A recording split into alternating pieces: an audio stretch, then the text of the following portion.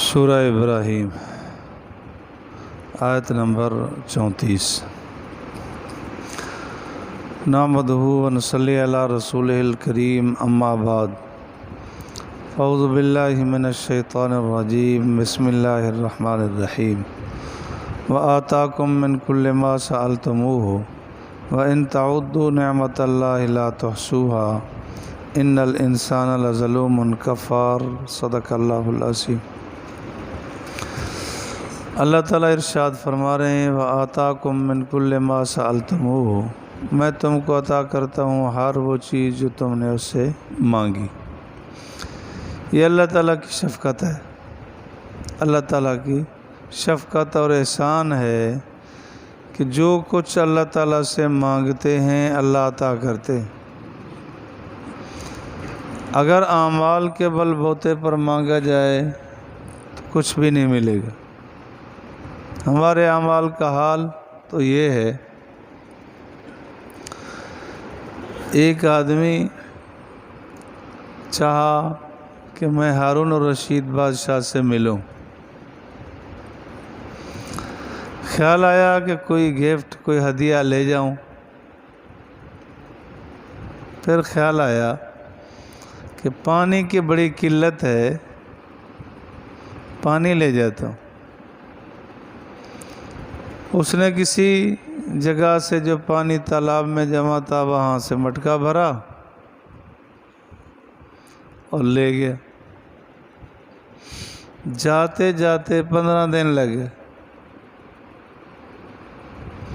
وہاں پہنچا تو بادشاہ سے ملا اور کہا کہ میں یہ آپ کے لیے ہدیہ لے آیا ہوں۔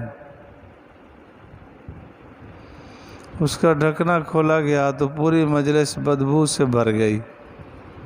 تالاب کا پانی 15 دن بند، بدبودار ہو گیا۔ اس نے اپنے خدام سے کہا، پانی گرا دو، یہ مٹکا اشرفیوں سے، پیسوں سے بھر دو، اور جب واپس کرو تو دریائے دجلہ کے کنارے کنارے اس کو واپس کرنا۔ ایسا کیا گیا۔ جب وہ واپس ہوا تو دیکھا کہ جس کے دروازے پر اتنا صاف شفاف پانی کی نہر چل رہی ہے، میں نے تو ان کے ساتھ زیادتی کی کہ اتنا بدبودار پانی ان کو پیش کیا، لیکن اس کے احسان کی حد ہے، تانا بھی نہیں دیا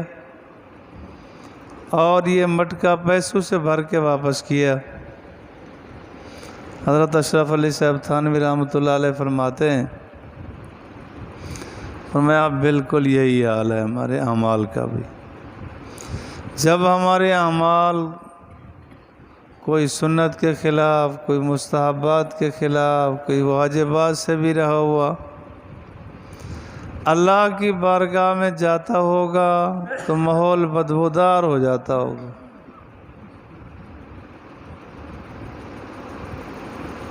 لیکن اللہ کا احسان ہے کہ اللہ تعالیٰ نے ایک نماز کے بعد دوسری کی پھر توفیق دے دی۔ یہ علامت ہے کہ اللہ نے قبول کر لی۔ اگر اللہ ناراض ہو جائے تو آئندہ نماز پہ نہیں آنے دے گا، اس کو کیا ضرورت؟ جو اللہ تعالیٰ سے مانگتے ہیں اللہ عطا کرتا ہے، بے شمار نعمتیں۔ وَإِن تَعُدُّوا نِعْمَتَ اللَّهِ لَا تُحْصُوهَا، اگر تم شمار کرو اللہ کی نعمتوں کو، لا تحصوها، اس کو شمار نہیں کر سکتے۔ چند ایک چیزیں ہیں نا جو ہمیں معلوم ہے، اس کے علاوہ پتہ نہیں کتنا اللہ تعالیٰ کی نعمتیں ہیں جو ہمارے علم میں بھی نہیں، ہمیں معلومات نہیں رکھتے ان کے، اللہ نے وہ ہمیں عطا کیے۔ اللہ رب العالمین نے انعامات بھی بارش کر دی اور ہم نے ناشکری کی۔ ایک ایک نعمت کو دیکھا جائے، اس کا شکریہ کہاں ادا کر سکتے؟ نہیں ادا کر سکتے۔ پہلے بھی میں نے حدیث سنائی تھی کہ ایک آدمی 500 سال ایک جزیرے میں عبادت کرے گا، ہر طرف سے دریا، درمیان میں عبادت کرے گا، اللہ تعالیٰ سے عرض کرے گا کہ یا اللہ میں نے 500 سال عبادت کی ہے، میرا حساب شروع کرو۔ پیاس لگ جائے گی، ایک گلاس پانی اس پر دیا جائے گا کہ زندگی کی آدھی نیکیاں دے دو، ایک گلاس پانی مل جائے گا۔ زندگی کی آدھی نیکیاں دے بیٹھے گا، ایک گلاس پانی، اس سے پیاس نہیں بجھے گی۔ بقیہ نیکیاں دے دو، پانی پی لو، وہ دے دے گا۔ 500 سال کی نیکیاں ایک گلاس قیمت، اس کی بھی قیمت نہیں بن سکتی۔ اور ہم کتنا گلاس پیتے ہیں، کتنا پانی پیتے ہیں۔ اس کی مناسبت سے ایک واقعہ کہ ہارون الرشید بادشاہ شکار کرتا کرتا ایک دیہات میں چلا گیا،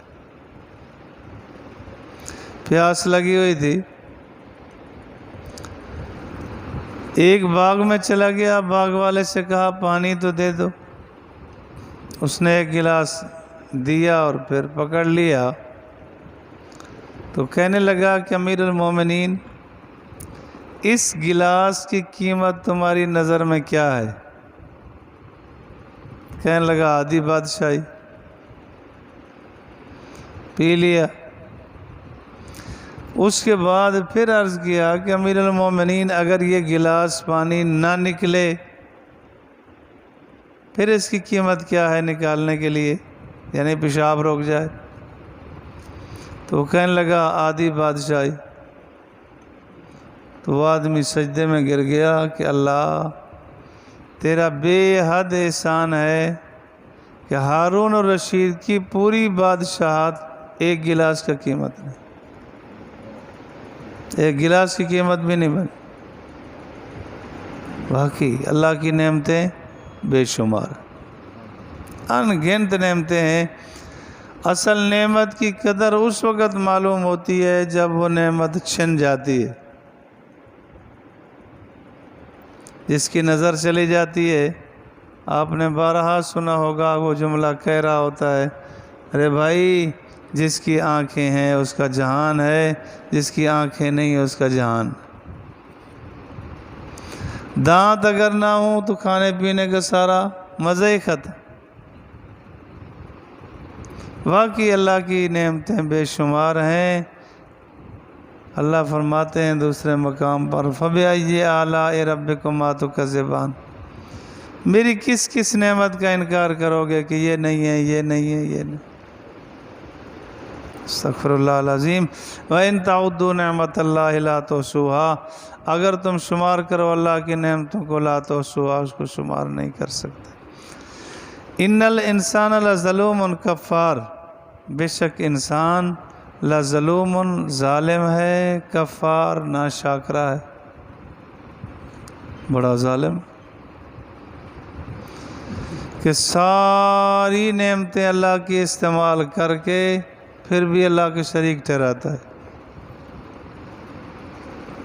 ان الشرک لظلم عظیم، کہ شرک بہت بڑا ظلم ہے۔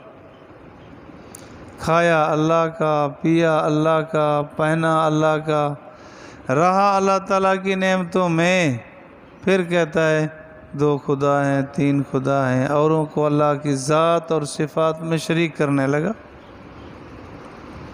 بڑا ظالم۔ اپنے بھی سی ظلم کر رہا ہے، مرے گا جلے گا، اور ناشاکری کی حد ہو گئی۔ وَإِذْ قَالَ إِبْرَاهِيمُ رَبِّ اجْعَلْ هَٰذَا الْبَلَدَ آمِنًا، اور جب فرمایا ابراہیم نے، یعنی پیچھے ذکر آیا کہ ناشاکری کی حد کر دی، اب اللہ تعالیٰ ایک کا نام لے کے مثال پیش کر کے بتا رہے ہیں کہ شاکر لوگ ایسے ہوتے، شکر گزار ایسے ہوتے۔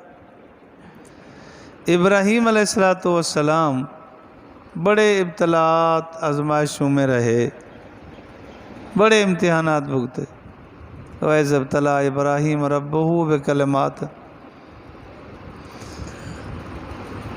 گھر چھوڑا، وطن چھوڑا، ماں باپ چھوڑے، طرح طرح کی مشقتوں میں،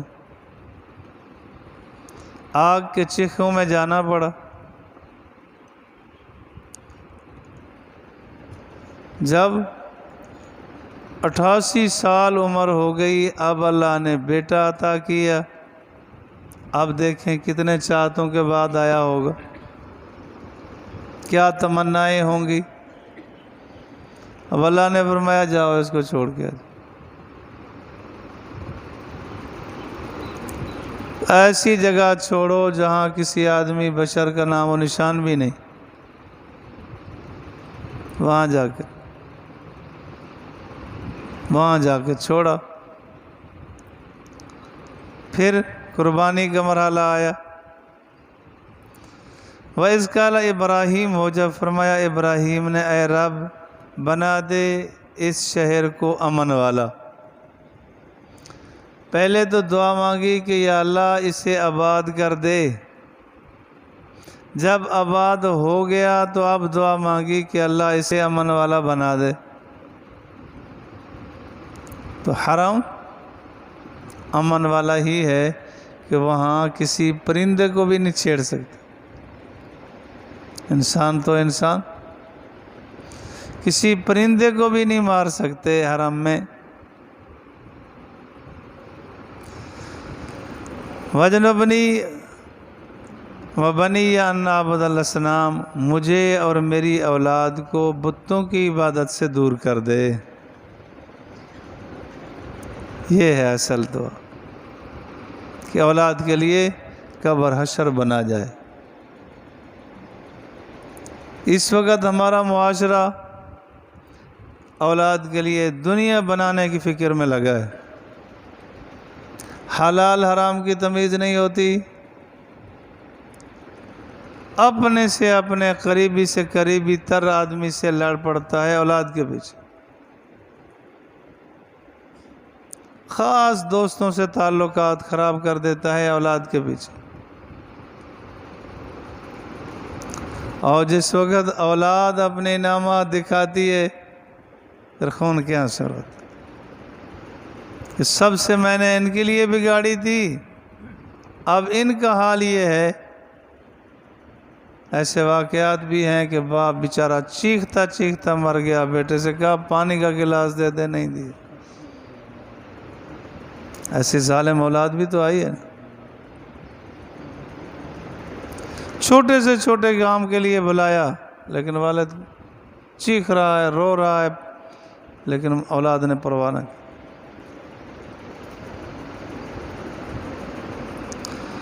استغفر اللہ العظیم، بالکل ایسا۔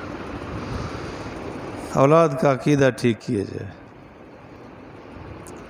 نظریات ٹھیک ہو۔ حدیث پاک میں آتا ہے کہ جس نے اپنی اولاد کی تربیت کر دی اس نے اپنی اولاد کو بہت بڑا مالدار بنا دی۔ اگر اولاد کی تربیت نہ کی، اخلاق اچھے نہیں، عقائد اچھے نہیں، نظریات اچھے نہیں، معاملات اسے نہیں سکھلائے تو ان کو جہنم کے جھونکے میں ڈال کے گیا، ان کو نہیں بچایا۔ اللہ مجھے اور آپ کو دین کی فہم نصیب فرمائے۔ آخر دعوانا